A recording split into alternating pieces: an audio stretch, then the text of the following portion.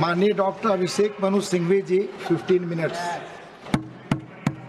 माननीय अध्यक्ष जी, माननीय सांसद, 75वीं वर्षगांठ के उपलक्ष्य में इस वार्ता में मैं एक अत्यंत सरल लेकिन एक अत्यंत विचित्र और कठिन प्रश्न के साथ बात शुरू करना चाहता हूं। और वो प्रश्न ये है कि 1930 से 60 के बीच में जो लगभग 30-40 देश स्वतंत्र हुए साम्राज्यवाद से, उपनिवेशवाद से, यूके से, बेल्जियम से, फ्रांस से, नेदरलैंड से इत्यादि इत्यादि निकले वहां की कॉलोनियलिज्म से, सिर्फ एक अकेला कोरा भारत है जो उन 30-40 देशों में से आज एक गौरवशाली गणतंत्र लोकतंत्र है, बरकरार है आज 75 वर्ष बाद।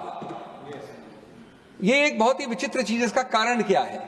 तो कई कारण है। सबसे बड़ा कारण होता है गुड लक।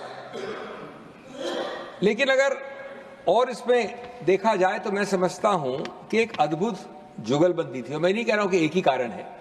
एक कारण निश्चित रूप से वो अद्भुत जुगलबंदी का है जो गांधी और नेहरू के बीच में थी, और जो ट्रिनिटी थी हमारी जीएनपी की, गांधी नेहरू पटेल की।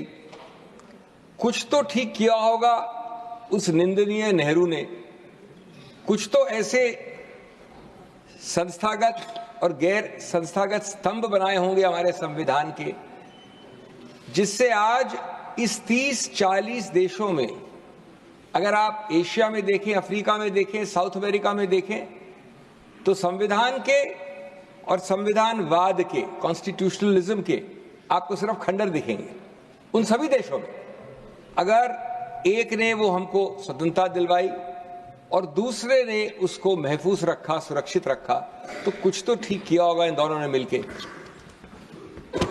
तो अब देखते हैं कि ये क्या संवैधानिक स्तंभ हैं जो 75 वर्ष से इस देश को गौरवशाली बना के रखा है, विश्व का सबसे बड़ा गणतंत्र। और उसके बाद साथ साथ देखते हैं कि उनकी वर्तमान परिभाषा क्या है, उन स्तंभों की का वर्तमान स्वास्थ्य कैसा है, स्वरूप क्या है, आकार क्या है। Friends, the first of those pillars, the non institutional pillars, is secularism, one of the most misunderstood, most abused words, no doubt. Yes. You know, it's a self-protective mechanism, idea. We do no largesse, no mercy to practice secularism. We must do it in supreme selfish national and self-interest. India is planet Earth's most diverse spot. And diversity, when the Americans talk of the salad bowl or others talk of the melting pot, nothing captures India's diversity. We have 22 scheduled languages, 700 mother tongues, 2,000 dialects. We have the world's 4 religions born here, the second or third largest of other religions in the world, and so on and so forth. What is secularism? I love Professor Bhargav's Lincolnian definition of secularism. He said, why did Lincoln say for the people? It's understood democracy is for the people. Why did he say by the people? It's understandable. It is those who elect by the people. Then he said, why did he use of the people? And then Bhargav answers his own question by saying, it is to convey a sense of co-ownership of democracy to the last man in the last row. It is a co-belonging of democracy to everyone, the majority and the minority, the underprivileged and the overprivileged. And that is the essence of secularism. And before I come to its current health, there is another word in our preamble which cross-fertilizes and reinforces it in a big way, जिसको हम ज़्यादातर भूल जाते हैं, fraternity, सौहार्द, a word far superior to the negative word of tolerance. It is a positive word which constitutionally mandates us to celebrate each other, identity. It cross-fertilizes and reinforces secularism, and it brings in all the other related concepts of pluralism, inclusiveness and diversity. अब दोस्तों इसकी वर्तमान हालत पे 2-4 minute बिताते हैं। इसकी वर्तमान हालत क्या है न्यू इंडिया में, न्यू बीजेपी के शासन में? सबसे पहले है भय का वातावरण। अविश्वास का वातावरण, विभाजन का वातावरण, इसके लिए कोई थर्मोमीटर नहीं चाहिए। आप भी जानते हैं, हम भी जानते हैं, सेंट्रल हॉल, पुराना सेंट्रल हॉल से लेके अल्पसंख्यकों तक ये भय का वातावरण है। वो सेंट्रल हॉल का आजकल कैंटीन हो गया है सब्स्टिट्यूट, यहाँ पर सेंट्रल हॉल तो नहीं रहा। लेकिन अपने कंधे के पीछे झांक कर बोलना, इसे कहते हैं गणतंत्र के भय को। और मैं कहना चाहता हूं कि ऐसा वातावरण 75 साल में कभी नहीं आया, सिवाय उस 18 महीने में आपातकाल में, जिसके ऊपर मैं अभी आने वाला हूं। कभी नहीं हुआ। 2 उदाहरण देना चाहता हूं इसके, फिर आगे बढ़ूंगा मैं। एक उदाहरण तो अभी पिछले हफ्ते का है, दोनों में मैं पेश भी हुआ था। प्लेसेस ऑफ वर्शिप एक्ट में क्या हुआ और उच्चतम न्यायालय ने क्या कहा ऑर्डर 3-4 दिन पहले, उसकी बात मैं नहीं कर रहा हूं, आप सब जानते हैं। उन्होंने कहा कि जब तक हम इसको निर्णित करते हैं तब तक एक प्रतिबंध रखें, एक शांति बहाल रखें, एक स्टेबिलिटी रखें, स्थिरता रखें। जो महत्वपूर्ण है कि उस हियरिंग में केंद्र सरकार का क्या स्टैंड था। केंद्र सरकार, जो वैसे टेक्निकल रूप से तो एक न्यूट्रल होनी चाहिए थी, उन्होंने कहा कि ये आंतरिक आदेश नहीं दीजिए। कब तक नहीं दीजिए? जब तक आप इसका निर्णय करेंगे तब तक भी नहीं दीजिए। और निर्णय क्या था? निर्णय था बड़ा समझदार निर्णय कि नया कोई सूट दर्ज नहीं होगा और जो पुराने सूट है उसमें कोई भी प्रभावशाली इफेक्टिव ऑर्डर आंतरिक या अंतिम नहीं पास किया जाएगा। इसका विरोध किया है सरकार ने। और आप बात करते हैं सेकुलरिज्म और फ्रेटर्निटी की, जब तक सिर्फ निर्णय आता है तब तक। इसका दूसरा उदाहरण, क्या केंद्र सरकार ने कभी भी किसी रूप में, माननीय प्रधानमंत्री तो बहुत बड़े हैं, गृह मंत्री भी बहुत बड़े हैं, किसी मंत्री ने भी, केंद्रीय मंत्री की हिम्मत हुई कि जो ये बुलडोजर राजनीति चली इतने सालों से यहाँ, जिसमें भी एक मामले में जिसमें मैं पेश हुआ था, उच्चतम न्यायालय ने रोक लगाई कुछ हफ्तों पहले, कभी भी उन्होंने, किसी ने बोला उसके विरुद्ध? ये आपके सबसे बड़े प्रदेश से शुरू हुआ था, एक शब्द बोलने की हिम्मत थी किसी को? बल्कि आप लोगों ने, you glorified, your CM's glorified bulldozer as. There was an inter-CM, inter-state competition as to who is the more Rambo CM to practice bulldozer. And an award virtually was to be given for bulldozer CMs and bulldozer politics. But this is fraternity. This is secularism. Look at the statistics. Who were the victims of that bulldozer Raj? 95, 98%, one community. No notice. I make a protest, I make a poster, my house is struck down. But not one of you had the guts to speak up against it. Why? Because you cannot be allowed to do that. So friends, this is the hiatus between constitution, between constitutionalism, between secularism, between fraternity, and between the reality. You really wore the democratic cloak, but you wielded the autocracy's blade. As the constitution crumbled, in the shadows you made. Because friends, when rulers play puppeteers with democratic frame, the constitution is but a pawn in that game. Let us turn to some other underlying pillars. Federalism. You know, it's a very strange country where our framers made it largely a unitary country. Somebody called it quasi-federal because of largely unitary focus. But the great achievement of India is what we call inadvertent federalism or accidental federalism. Today, after 75 years, we are much more federal in operational reality than our framers conceived of in design, in constitutional design. And this is not the place to go into it because you had fiscal federalism. We devolved today 45% odd of the funds to the states. We started with 30%. We have Panchayati Raj. We have municipal decentralization. We have linguistic federalism, the 3-language formula. We have economic liberalization. So that's a different story, but we have operational, real federalism of a far, far higher degree than our framers envisaged or created or designed. And federalism is very important for regional parties.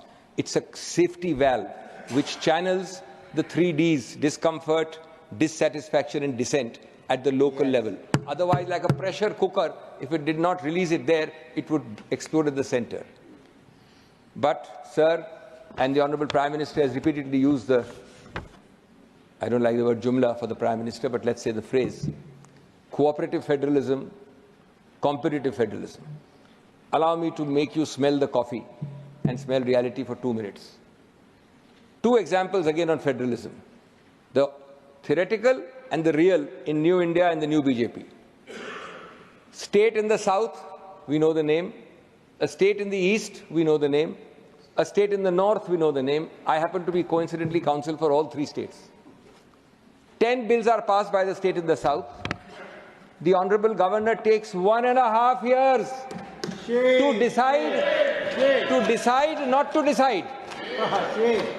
Because if he sends it back, as we all know, the state can pass it again. So he decides not to decide. I go to court, the court passes an order. So he then decides 1 and 9 he refers back. The assembly sends it back after 2 days. Again, Kumbhkarn's 6-month sleep. Then again you go to court. This time the Honorable Governor, well advised as he is, refers it to the President. What suffers? Governance for that state. The same thing happened in the eastern state. The same thing happened in the northern state. You're all sitting there, members of those states. Now, what is the point? The point is that Babasaheb Ambedkar said there cannot be 2 swords in 1 scabbard. एक म्यान में 2 तलवार नहीं हो सकती. The elected government is entitled to make its mistakes. It is democratically elected CM who is democratically entitled to make mistakes. If he makes a mistake, the governor is not a super CM to correct him. In fact, Babasaheb Ambedkar, in the next paragraph of that Do Myan Wali paragraph, he says that we are thinking of only nominating governors and nobody might be ready to accept the job because he doesn't have any powers. But today we have super CMs and somebody else, not me, called them Supari agents of the central government.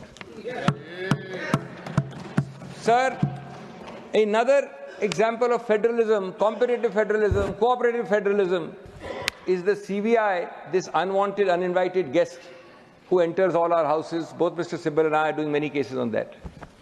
He enters a state without any consent, no general consent, no special consent, on very puerile and very strange grounds. Any number of cases. This is federalism. This is, sir, federalism in tatters. This is democracy dancing on the edge of ruin when power poisons the pillars of our constitution, of which, remember, federalism was held 30 years ago to be part of the basic structure. 30 years ago. So other pillars include the media and the bureaucracy. Sir, if you give me 2 minutes, more than 2 minutes, I've got 4 minutes I'll need. I'll be very fast. Honorable Chairman has given 15 minutes on this thing. Sir, bureaucracy is supposed to be the steel frame, another pillar of our constitution. Is it a mud frame or a straw frame today? Put your hand on your heart and ask. The test which is paramount is servility and loyalty. HMV is the qualifying condition, not the old records of music we love. HMV means his master's voice. Any independence is met with retribution, fear, transfer, career, promotions, transfers, etc. From a watchdog, you've made it into a lapdog. And this is a decimation of yet another pillar of the Constitution. Media. And here I blame the media much more than the government. The media typifies the Margdarshak Mandal's eminent Greece, Advani ji, who said, when we asked you to bend, you crawled. Godi media to shabd bhi 2014 ke baad hi bana hai. As this remarkable cocktail we see of overambitious anchors and media owners, pre-selected, pre-curated and pre-committed participants, motivated, slanted, distorted themes, we see this toxic triangle every evening. Sir, I call it verbal terrorism and visual extremism. But this is because the media, Godi, has been converted largely into a Godi media. It doesn't help anyone. This is an institution which was called the 4th pillar. It was called the 4th pillar without being. Press freedom is nowhere mentioned in our constitution. But it's given the status of a 4th pillar. Sir, मेरा समय कम है इसलिए जवाब नहीं दे रहा हूं मैं आपको. Vendetta politics. India is fortunate, unlike the 2 ladies who can't sit in Central Hall in Bangladesh. Unlike Zia and Nawaz Sharif, who can't sit in Central Hall in Pakistan, we were fortunate that we did not have vendetta politics. It started in a way in a South Indian state. It then traveled to an East Indian state. It went to the Battle of the Sardars in North Indian state. But largely the central government was free from it. So today you have, as one of your biggest alliance partners, the agencies, the three agencies we know well. And today, not only the laundry factory analogy, but a very good cartoon came when the Pope said, "Son, if you confess, all sins are forgiven." So the Indian man standing there on the side said, "No, sir, all sins are forgiven if you join the ruling party." Yeah. Sir, there are many more examples. My time is limited. I will end by saying कि बार-बार आपने आपातकाल की बात की. आप बिल्कुल सही कह रहे हैं, आपातकाल में गलतियां हुई हैं. मान के चलिए. मैं मानता हूं, मैं स्पष्ट कहता हूं, कांग्रेस ने पहले भी कहा है. पहली बात तो एक तर्क और कुतर्क की बात है कि ये क्या बात कि आपके 90% स्पीचेस पहले अमेंडमेंट से 1950 से शुरू होती हैं. हम आज के भारत में जो विकृतियां आई हैं उनकी बात कर रहे हैं. उन विकृतियों में हाफ अ मिनट सर, उन विकृतियों का उत्तर क्या है कि गलती आपने की या नेहरू जी ने की तो हम भी करेंगे, तो ये लॉजिकल नहीं है. लेकिन दूसरी बात, ये आपातकाल एक सीमा से बाध्य था, 18 महीने का था. जनादेश सबसे बड़ा होता है. इंदिरा गांधी के आपातकाल के बाद इंदिरा गांधी को जनादेश ने वापस चुनावित किया. ये आपातकाल एक संवैधानिक विकृति थी जो संविधान अनुमोदित करती है, संविधान अलाउ करती है, संविधान के अनुसार हुआ, गलतियां हुई, अंत हुआ. आज इस अघोषित आपातकाल की क्या सीमा है? क्या संवैधानिक प्रतिबंध है? क्या संवैधानिक कंट्रोल है? Zero.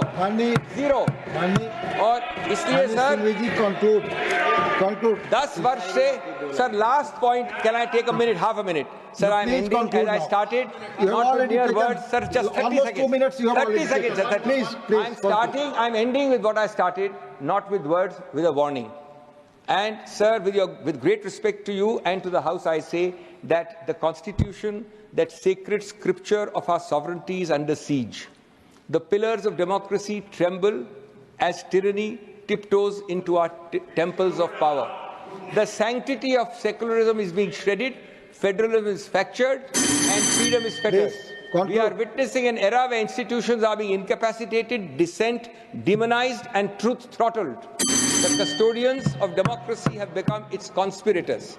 The protectors of liberty are now its predators. Sir, we have all to act like sentinels, and we have to all speak out and speak the truth. I'm very grateful for the time given to me. Thank you.